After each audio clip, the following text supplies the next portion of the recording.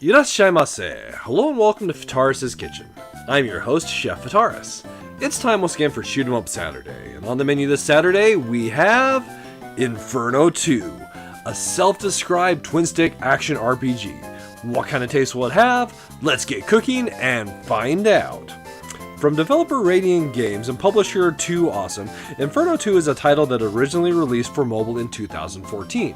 It would see a PC release in 2015, and now in 2019 it's available on the Nintendo Switch and the PlayStation 4, and coming soon to Xbox One.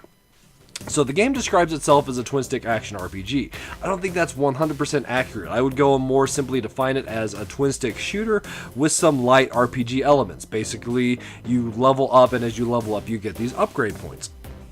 But let's dive into the game and see what we've got. So here's the main menu, and from here, or rather even the title screen, here we can go and change from 1 player to 2 players, so you can play this one as 2-player co-op. You also have the ability to start a new game, continue a game from a previous save, or once you've completed the game, new game pluses. The options, at least on the Switch version, are relatively bare bones, which is a bit disappointing. I would have liked the option to at least customize my controls. Diving into the new game, we've got 3 difficulties we can select: warm, hot, and volcanic. At least initially, the hot isn't that bad, so we'll just use that for showing the gameplay today.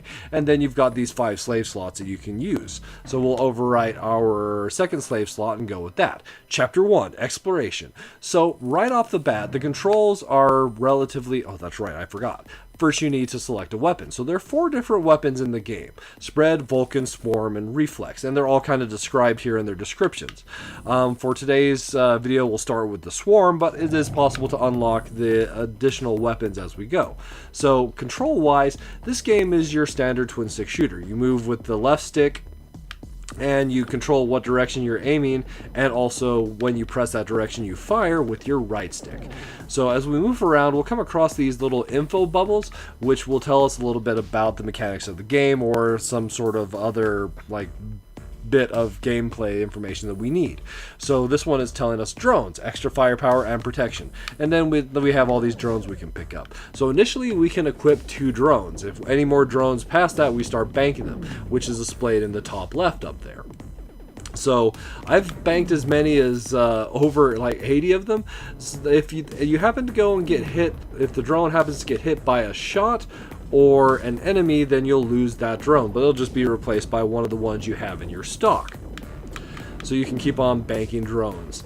Other things that we're going and doing throughout the course of a stage, in addition to picking up drones, well, enemies will occasionally drop gold, and this is rather important. We can also pick up keys, so we can go and unlock those double doors there. And here's another upgrade point. Here we're unlocking our missiles. So there's 4 different missiles we can select from: Seeker, Flak, Creeper, and Phantom. The one I like best is the Flak, as it kind of blows up in this little shrapnel that's really good at taking out swarms of enemies. And that's important because this game loves to swarm you with little enemies. Picking up some of these nice G's for gold, which is the game's currency, which are used for quite a bit of things that we can pick up. There should be a shop coming up that I'll show you kind of what you can do with your gold here in a moment. Moving on to level 2, we pick up more drones. This info bubble here just goes and tells us hold missile button and fire, although it doesn't tell us which button is the missile button. As far as the default, which is the only control scheme, that's your right trigger for your missiles. You do have to be holding the direction and firing to be able to go and fire the missiles as well. Something to note, if you're not going and holding the fire button, you hold the missile button, you'll change a nice glowy color, but you're not actually going to fire any missiles.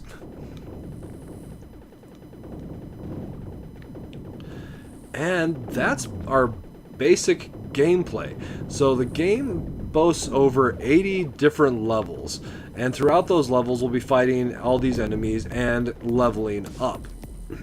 So in the top right we see our XP, and then right below that is the how much XP we need to level up, and bam, right there we level up. When we level up, if you press start to go into your menu, then we have the ability to go and spend an upgrade point. So you can upgrade all of your different weapons and abilities that you obtain.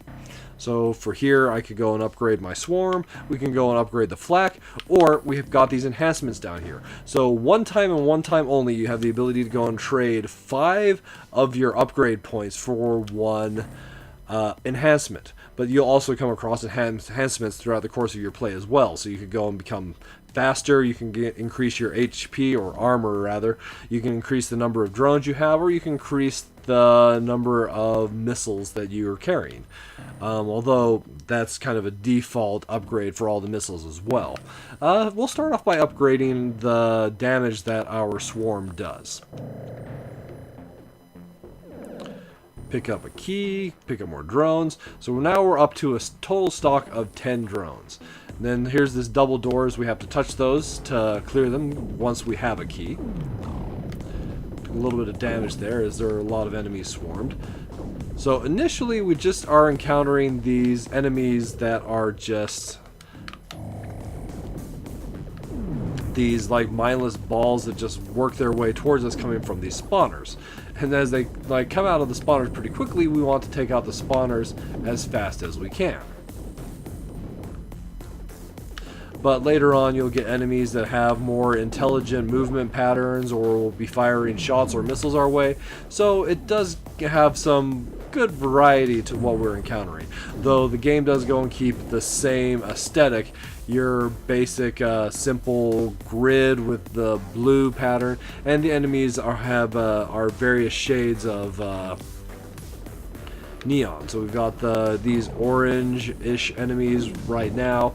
There'll be some that are red later, as well as neon green. Great color choice there, by the way. And that's basically what we have here in Inferno 2. We keep on moving through. Here's a shop to go and show you. Collecting gold, getting keys, defeating enemies, and progressing through the levels. So here in a shop, we have the ability to restore our health if we need be, buy more drones. Always good to have like more drones.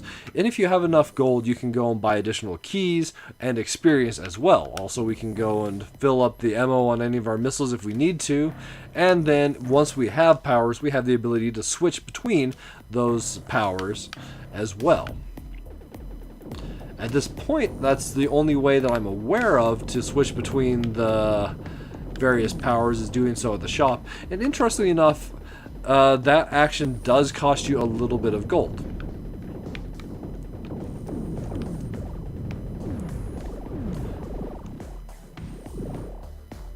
So this stage does have an interesting little mechanic. We have walls that come and go, kind of like those disappearing blocks in the Mega Man franchise.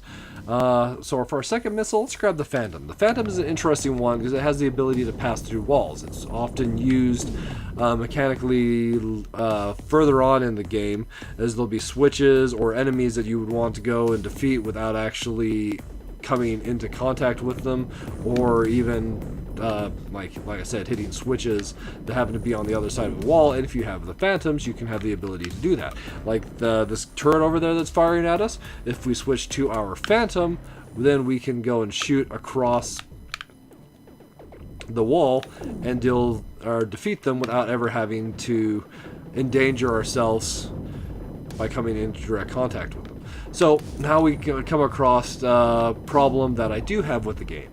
So in the UI, our health is displayed there in the middle. To the right of that is our normal shot. And to the left of that is our missile. However, with the control scheme, which is the only control scheme we have, to swap our gun, which is displayed to the right, we have to go and use the left bump.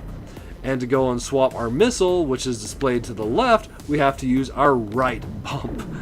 So I really wish they'd reversed those directions, or at least given us the option to go and configure our controls so that was a little more straightforward, as I feel it's just a tad confusing. So this is a situation of where we would never have to come into this room to collect that key if we use the key on this orb here in the first place. All we really get from going down there and defeating those enemies is just a little bit of additional experience. So it's kind of up to us how fast we want to go move through these levels. Do we want to be a completionist and destroy all of the enemies and gain as much experience as possible, or do we want to take or do we want to kind of speed run through things and get through the stages as fast as possible? And that's what we have here in Inferno 2.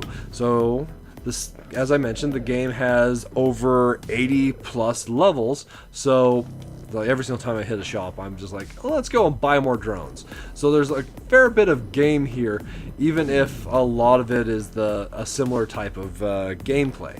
So for the price point, which is $4.99 on the Switch and the PlayStation 4, it's not like it's a pretty good bargain proposition, I feel.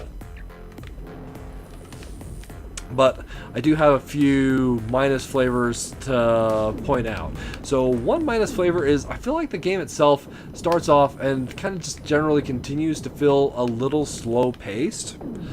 For a twin stick shooter, it just even with all the enemy swarms, it just never feels like it's really picks up to a really intense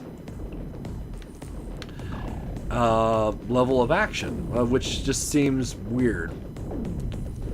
Then I also have a big problem with the lack of ability to customize your controls, largely just due to swapping of the weapons and the missiles.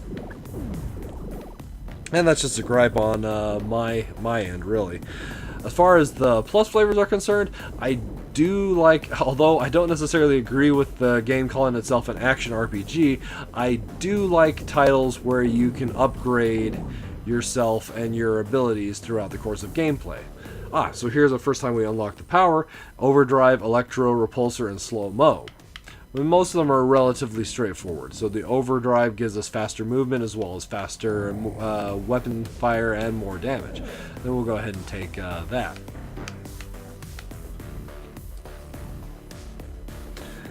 Then I also kind of like just that simple, bright, neon color scheme that the game has.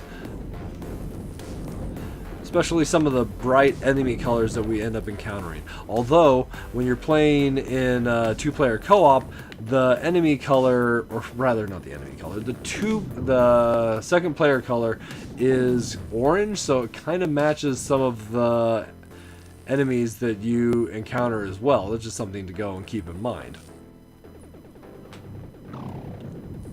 So one thing that this info bubble here is going and telling us is walls are not solid. Or not all walls are solid. Bam. And then, as I was mentioning, there's a fair bit of gameplay for the price point here. So every 5 levels, you're going to encounter these core destroyer or a boss, depending on what stages you happen to go and be at. So here you can go and buy more drones, or if you need to, refill your missile ammo, which is useful for stages where you might be encountering a challenge.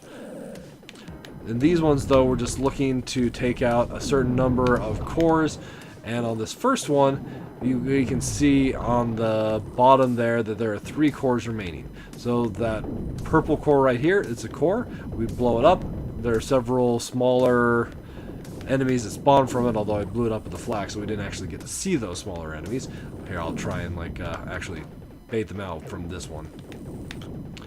They'll come charging at us, but they're relatively easy to take out. So, that basically, there you have it. Inferno 2 served up for your enjoyment. So, if you like twin stick shooters and don't mind one that's a little bit slower paced and more methodical, then this one might be one that is right up your alley. It's definitely nothing that's too terribly original, but it is enjoyable enough for what it is. Alright, so that'll just about wrap it up for this week's episode of Shoot 'em Up Saturday. As always, I want to thank you so much for coming out and joining me this week, and I look forward to seeing you again next week.